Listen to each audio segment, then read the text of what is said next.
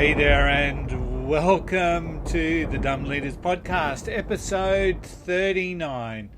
And today we'll be discussing how dumb leaders are affected by the bias that we know as the anchoring bias. And especially so that dumb leaders are affected when it comes to terms of decision making. Now, this continues our series, of course, on cognitive biases and how dumb leaders are impacted by them in delivering better leadership. Now, as usual, this is just one of the library of lessons from Lousy Leaders available over at the Dumb Leaders Handbook at dumbleaders.com. I just think that would be fun. And of course, this is, thanks Brenda, this is the official podcast for the Dumb Leaders Handbooks, and we always welcome thoughts and feedback, and you can do that simply by clicking on the contact link at the website dumbleaders.com. Now, thanks again for all your feedback. We have had a couple of interesting stories come through in the last week or so from our listeners on leaders that exhibit the Dunning-Kruger effect. Now, we spoke about that 2 episodes ago. And last week we dissected the ostrich effect, and it seems, based on some of the feedback, that that's pretty common. That's pretty comical and common. So thank you very much for your feedback, and we're planning to do an episode soon of all the feedback that we've received and some of the stories of people that have identified those cognitive biases within their leaders. But I won't get into the details of those. I just want people to realize that I'm not a fool.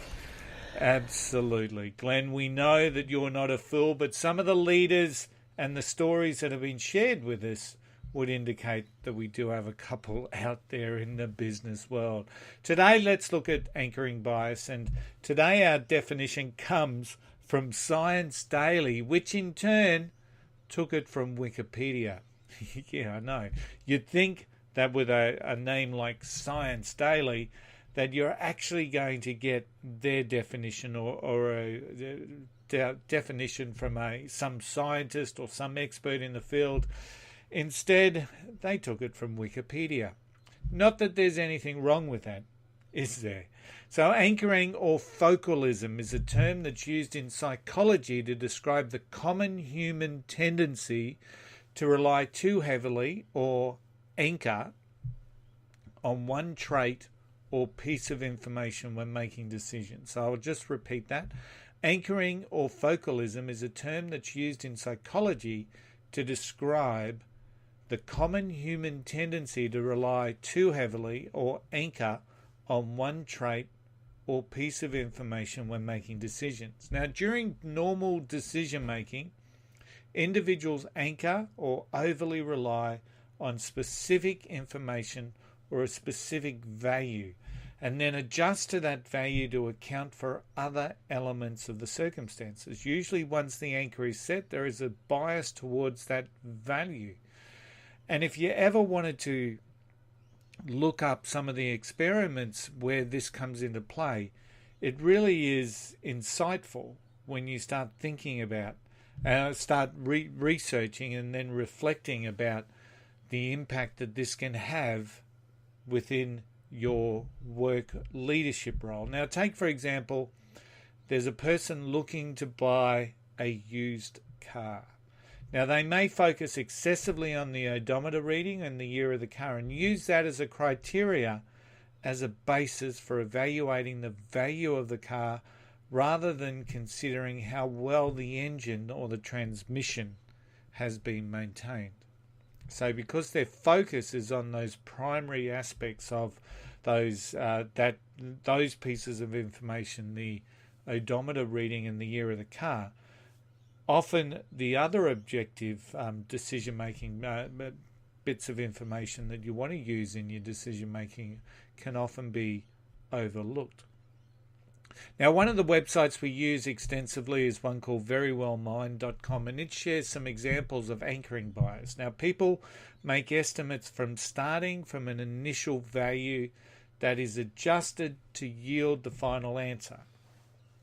And that was from a 1974 paper by Amos Tversky and Daniel Kahneman.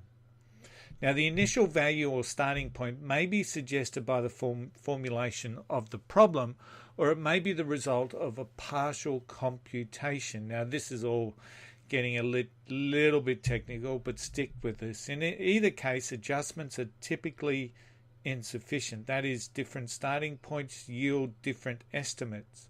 And that's important. Different starting points yield different estimates, which are biased towards the initial values.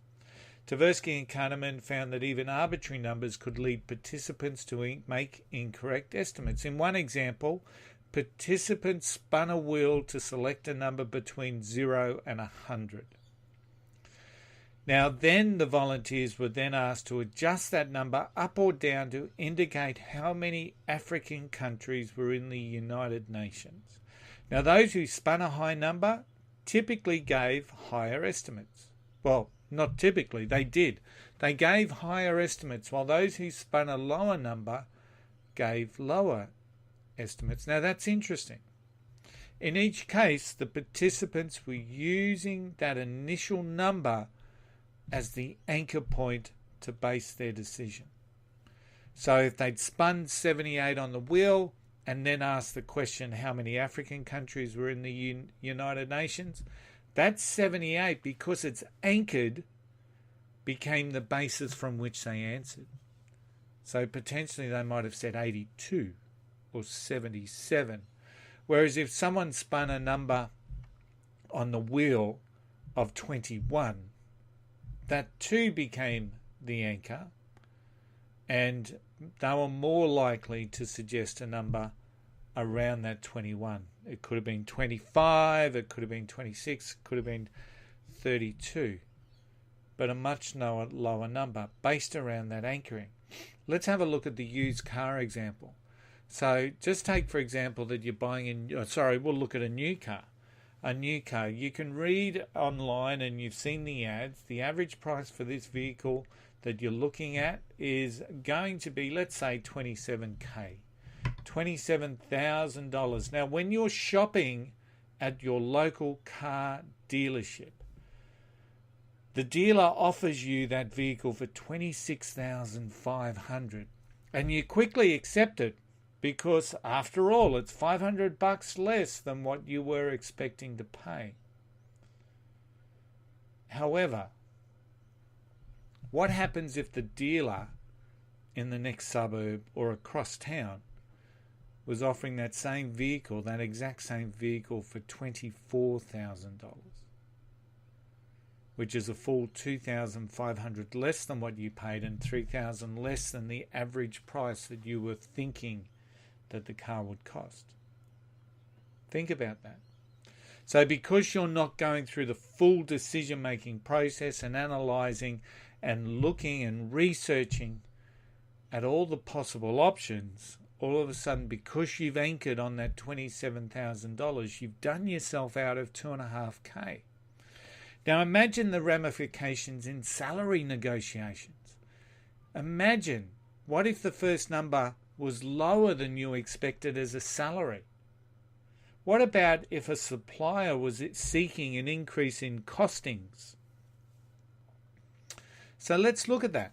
So imagine you're going for a job, and when it comes to telling you what the expected salary is, they start at the minimum end of what you think that they should pay. So just say, you know how you often see ranges between $80,000 and $130,000 in job advertising. So it comes to salary expectations, and the interviewers say the salary we will pay is $80,000. The lower the dollars, the lower the dollars they start with, the more likely that you will counter with the lower than expected expectation. So just say you walked into that job interview expecting to see $130,000. 130K as the average salary, as the salary expectation. Because they've started at $80,000, where are you most likely to suggest that they pay? I can almost guarantee that you'd be struggling to say, well, no, my expectation would be 130,000. Now, you may keep it at the somewhere in between that 80 to 100,000. You may 130,000. You may even say it's around 120,000.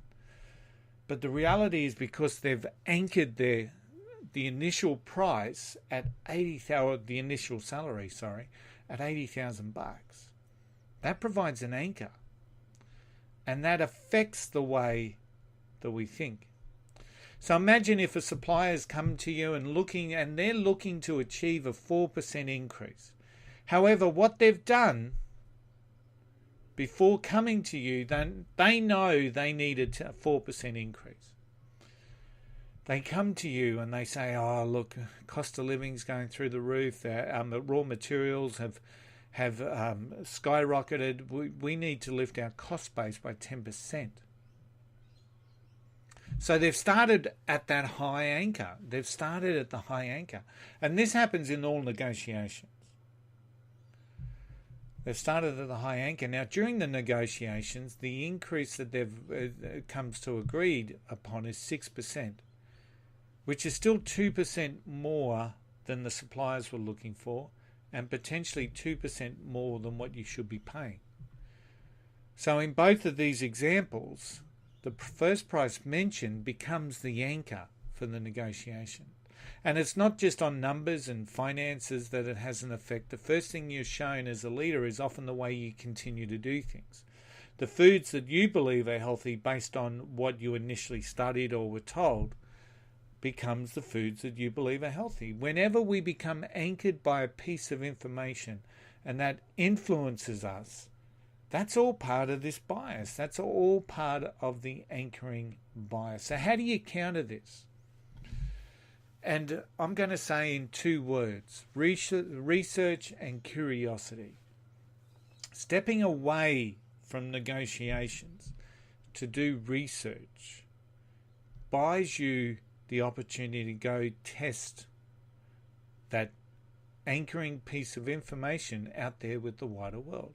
It allows you to take time to consider the real value, whether it's the value that you're going to bring to an organization.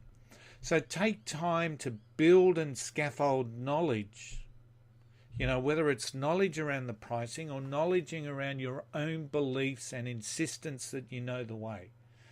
Take the time to build and scaffold knowledge. Be curious, do research, continue to grow, and not just accept belief and the processes that you followed due to your initial training. And that's how you break away from the anchoring effect. That's how you break away from the anchoring bias. And I'm immensely confident that you can do that. I'm sure you can.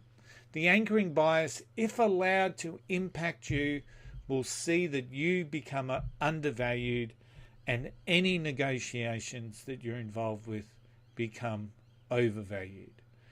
And in all honesty, that's just dumb. Hey, thanks for listening to episode 39 of the Dumb Leaders podcast. Don't forget, check out dumbleaders.com, provide feedback or add your stories by clicking on the contact link. You'll go to our contact page. There's plenty of space there to share your stories. And don't forget, become a better leader by learning the lessons from the dumb. I'll see you next week.